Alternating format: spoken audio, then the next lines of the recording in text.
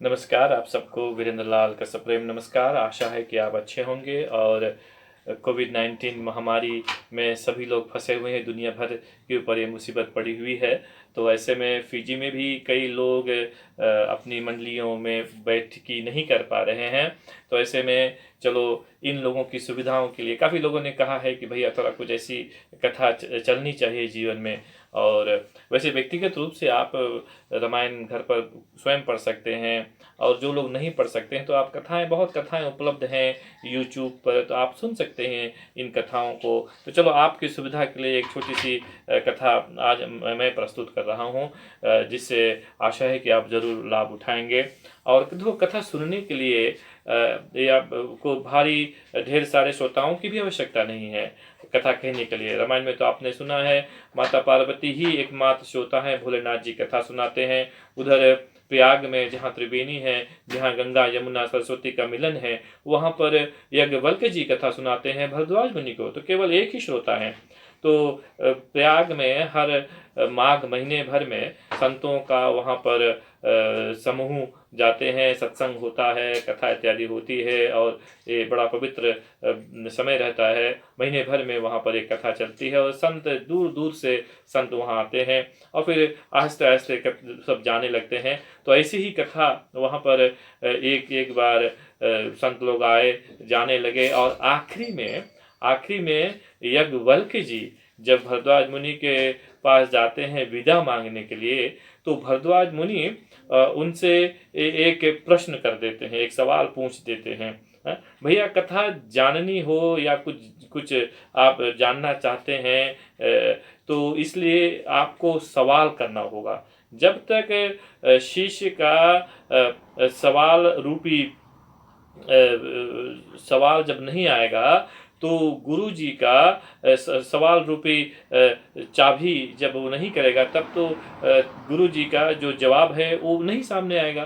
तो उन्होंने सवाल किया कि कि राम भगवान हैं, जिनका नित्य भगवान भोलेनाथ जी जप करते रहते हैं, उन राम भगवान क्या वही हैं जो महाराज दशरथ के यहाँ जिनका प्राकट्य होता है? और वो राम की कहानी तो आप सभी जानते हैं।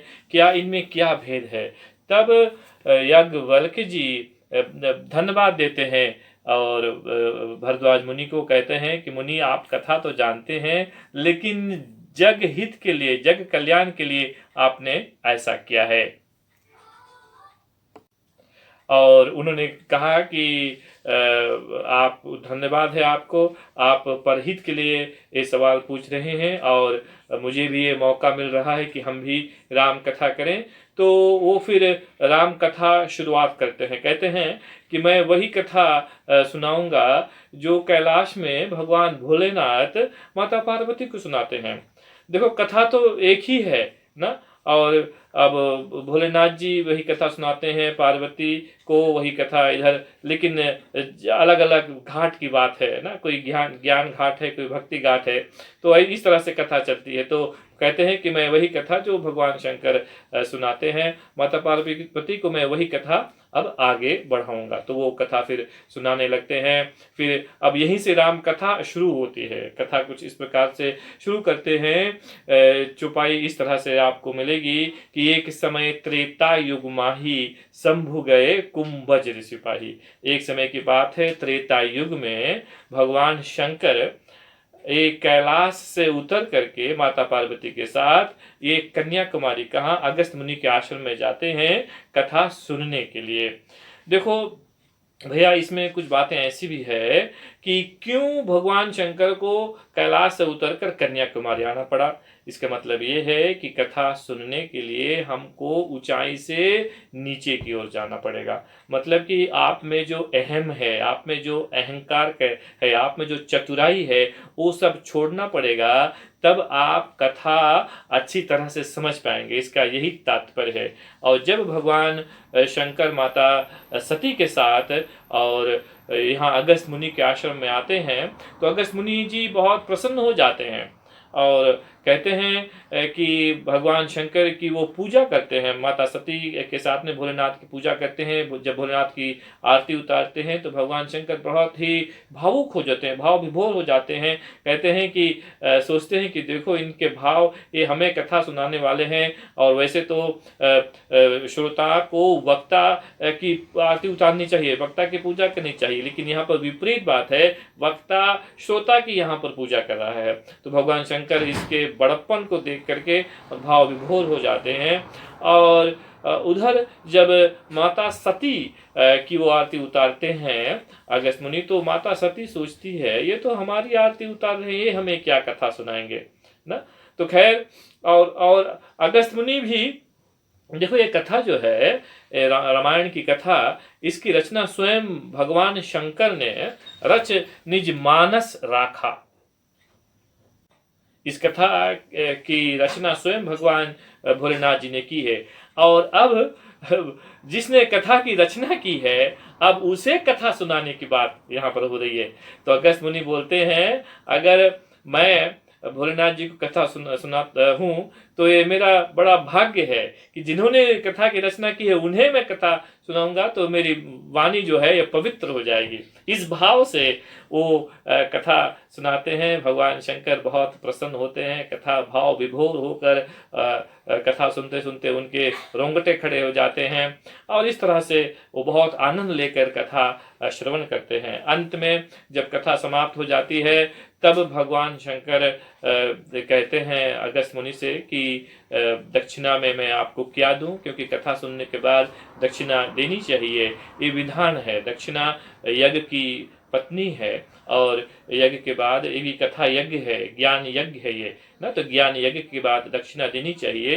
तो कहते हैं कि मैं क्या दक्षिणा दूं।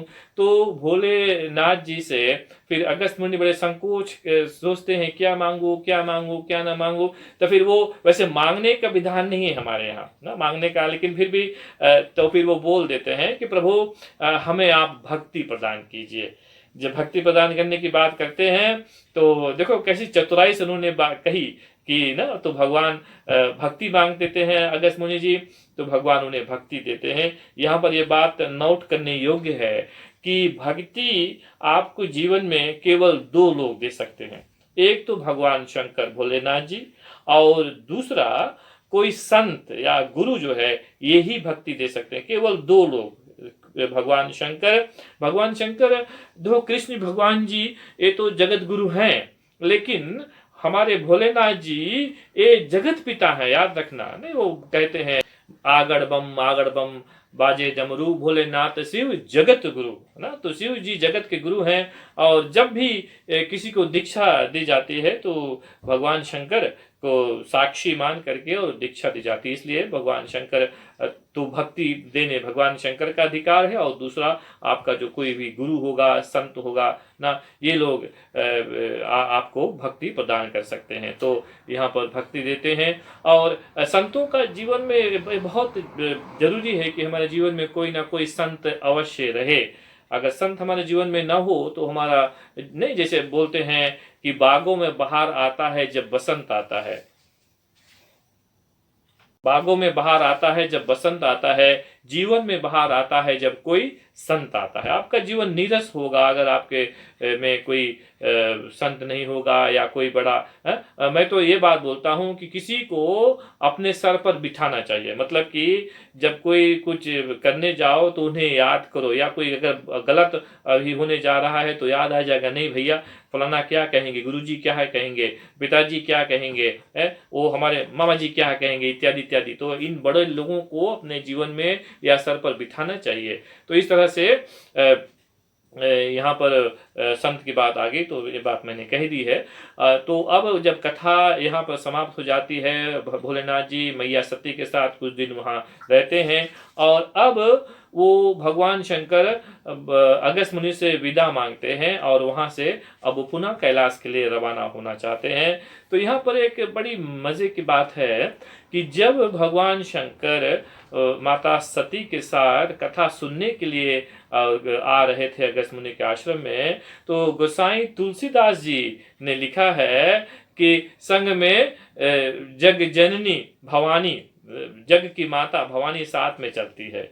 लेकिन अब यहाँ पर जब कथा सुनने के बाद अब वो कैलाश को जा रहे हैं पुनः, तो पूज्यपाद गोसाई तुलसीदास जी लिखते हैं कि संग में दक्ष कुमारी ना। अब ऐसा क्यों क्यों ये शब्दों का चुनाव उन्होंने ऐसा क्यों किया?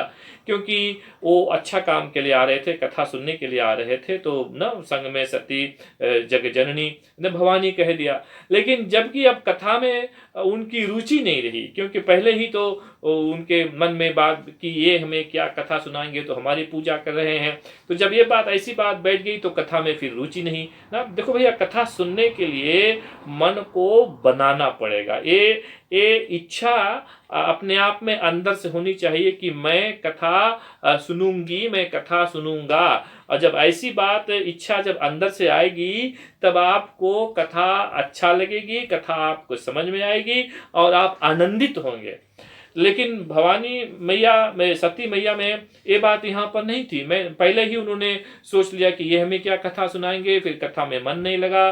तो इसलिए गोसाई तुलसीदास जी ने लिखा है कि अब दक्ष जो है ये बुद्धि है, प्रजापति दक्ष और बुद्धि की बिटिया सदा सब समय हम बुद्धि नहीं लगा सकते ना। तो ये बुद्धि से सोचती नहीं हमें ये क्या सुनाएंगे। तो खैर अब यहाँ से ये चल पड़ते हैं।